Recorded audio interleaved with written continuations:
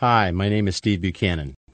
I have practiced endodontics as a specialty in Santa Barbara, California from 1980 to the present time.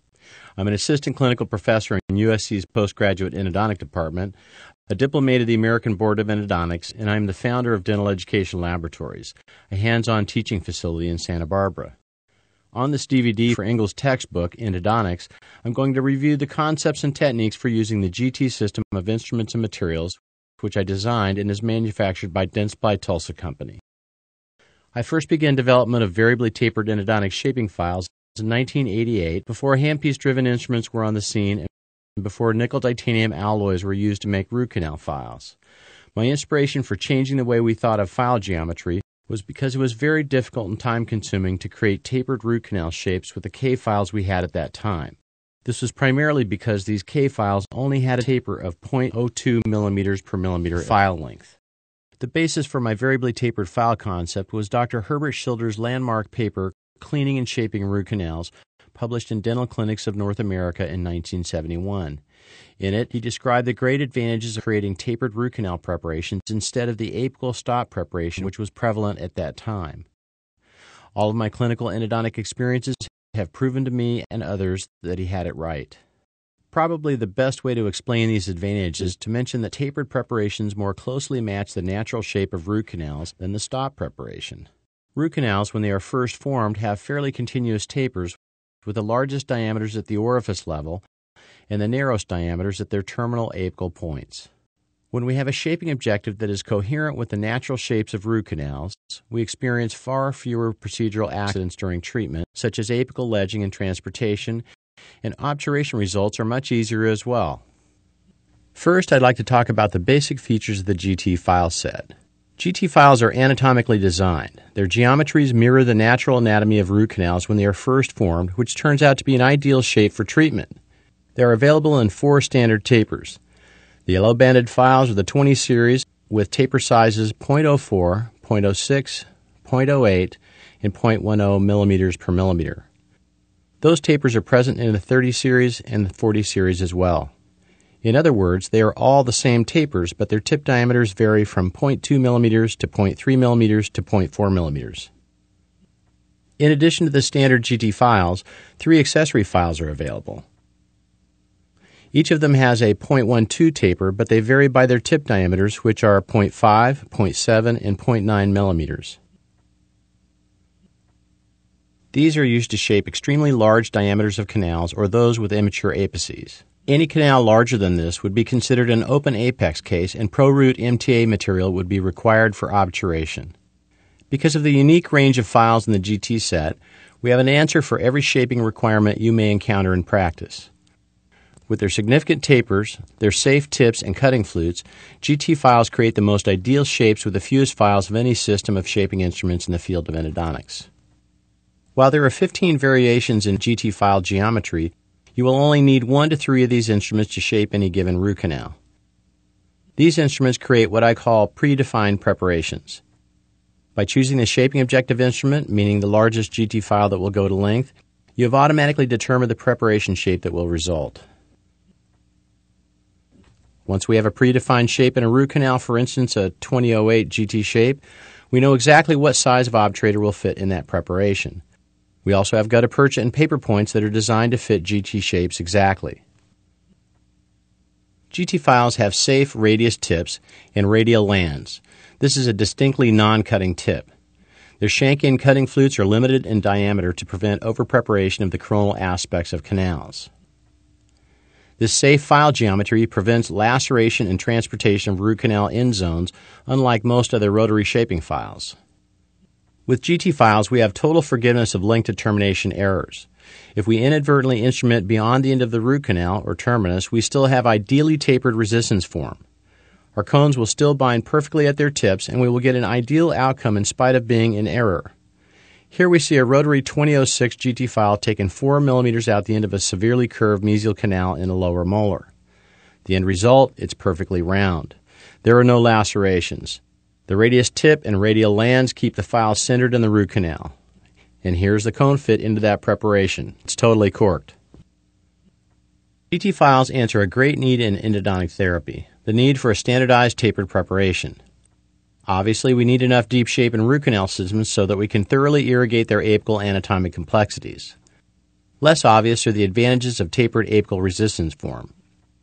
First, when we compact gutta percha and sealer against an ideally prepared apical constricture, we can create a significant hydraulic effect, allowing us to fill fins, loops, and isthmuses, as well as lateral and accessory canals.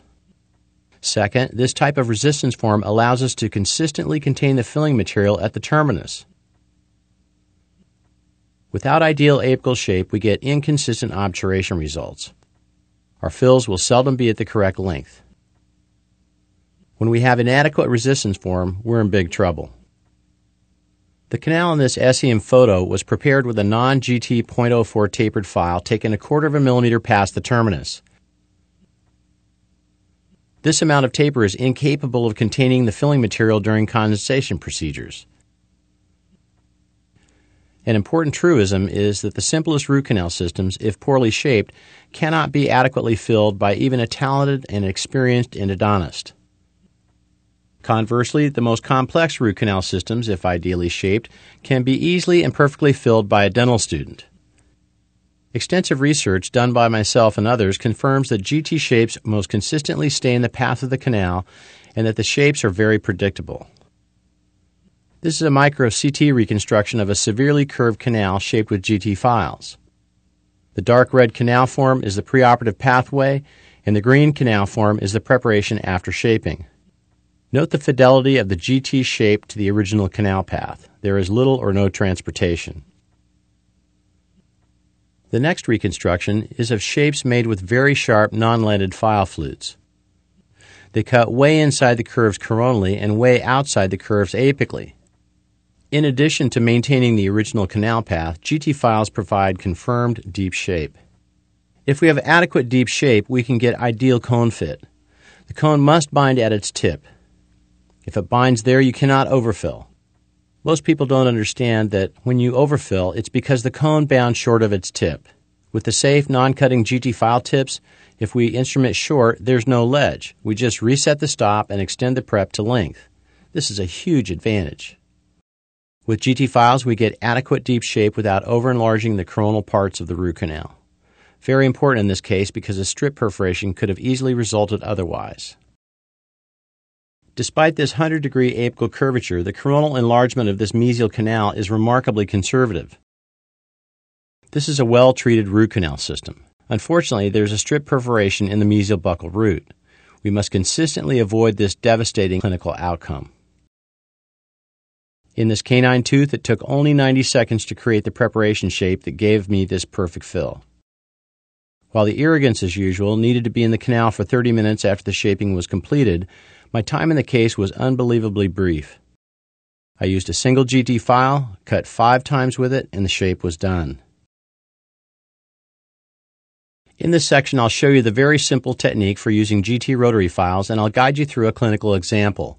Also, I'll show you how to use GT hand files so we can safely shape severe apical curvatures. First, cut the initial shape using the 20 series GT files. Next, use nickel titanium K files to gauge or measure the terminal diameter of the canal. Finally, if necessary, adjust the shape with a GT file that is ideal for that root and root canal morphology. As a procedural touchstone, always begin crown-down shaping with a 2010 GT file at 300 RPM with a mid-range torque limit setting. With light pressure, engage the rotating file in the canal with a steady inward motion, not a pecking motion.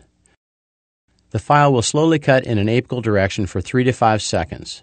While still spinning, the file will always stall or stop cutting apically with the same hand pressure. When this happens, avoid the natural tendency to increase hand pressure. Instead, remove the file and examine it. If the file is full of debris, clean it and use it again. Cut, clean, and cut again until the file either reaches length or stops progressing apically. Whenever the file being used resists cutting further apically after cleaning, it is always safest to move down to the next smaller taper file size and again cut, clean, and cut until the file reaches length or until that file stops progressing apically. Continue this process until one of the 20 series GT files cuts to full length. After one of the 20 series files cuts to length, we have enough shape to gauge or measure the terminal diameter of the root canal. Before you begin the gauging procedure, place EDTA or MTAD solution in the root canal and take a number 15K file through the terminus to confirm patency. Now you are ready to gauge the terminus. What is gauging all about? Well, for instance, when we cut a 2010 GT file to length in a medium or large canal, we know that the majority of the canal has a .10 taper, but we do not know for certain if that taper continues to the end of the root canal. So we take a series of nickel titanium K files into the canal to confirm or deny that the tapered preparation extends to the end. In this case, we see that the 20K file has bound at length and the number 30 binds about 3/4 of a millimeter short. This confirms that we have an apical constrictor at the exact end of the canal, measuring 0.2 millimeters in diameter. Since we cut one of the 20 series GT files to length prior to gauging, we now know that we have apical continuity of taper, that there is no apical parallelism. This is important as it ensures that our gutta-percha cone will bind exactly at its tip, at the terminus of the canal, thereby allowing remarkable apical accuracy in our fills. When a gauging file that binds at length has the same tip diameter as the largest GT file taken to length, the shape is finished. Let's consider a different situation. If I cut a 2010 GT file to length in a large canal and a size 30K file binds at that length after the number 20K file slips past the terminus, that means the diameter of the canal terminus is larger than the tip diameter of the GT file taken to length. If we fail to adjust this apically parallel preparation, an overfill will likely result. To adjust the shape and achieve apical continuity of taper, meaning that the taper extends to the end of the canal, you simply cut a 30 series GT file of the same taper, a 3010 in this case, to length. Gauging the canal again confirms that shaping is complete when the same size K file binds at length. Let's watch the shaping of a distal buccal canal. Begin with a 2010 file, 300 RPM again, in the mid-range torque limit setting. As soon as it stalls or stops cutting apically, we pull it out, check it, and clean the flutes. In this case, we use this file 3 times. At this point, we're not making much progress, and there's not as much debris in the flutes after it stalls. This indicates that it's time to go down to the 2008 GT file. Now, we're making much better progress getting to about a ½ millimeter from length. We take it out, we clean it, and we put it back in. We encounter a little resistance. Maybe there's a curve because you can see the torque limiter backing the file up. However, we did get the 2008 GT file to length. Now we're going to gauge the canal. The number 15K file drops through, as expected, the number 20 drops through, and finally, the number 30K file binds at length. That indicates that we need a 30 series GT file to finish the shape. Typically, we choose the same taper as the 20 series GT file that went to length, so in this case, it would be a 3008. Cool. It cuts to length.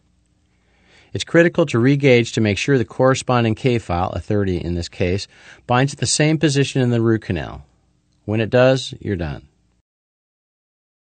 Using GT hand files to shape severe apical curvatures. In this case, I did the initial shaping with the 20 series GT files, having to go all the way down in size to the 2004. After that initial enlargement, I could not get to length passively with a 2006 rotary GT file. So instead, I put a 2006 GT hand file to length around this 100-degree curvature. Because a hand GT file requires fewer rotations to cut to length than the same size GT rotary file, there is much less chance for breakage and dilacerated canal forms. Here we see the GT hand file being used in a reversed balance force technique. We use a reverse balance force technique because the flutes of these instruments are counterclockwise in direction. GT hand files are the ultimate get-out-of-jail card when the hair on the back of your neck starts to stand up because your rotary GT files don't want to go to length.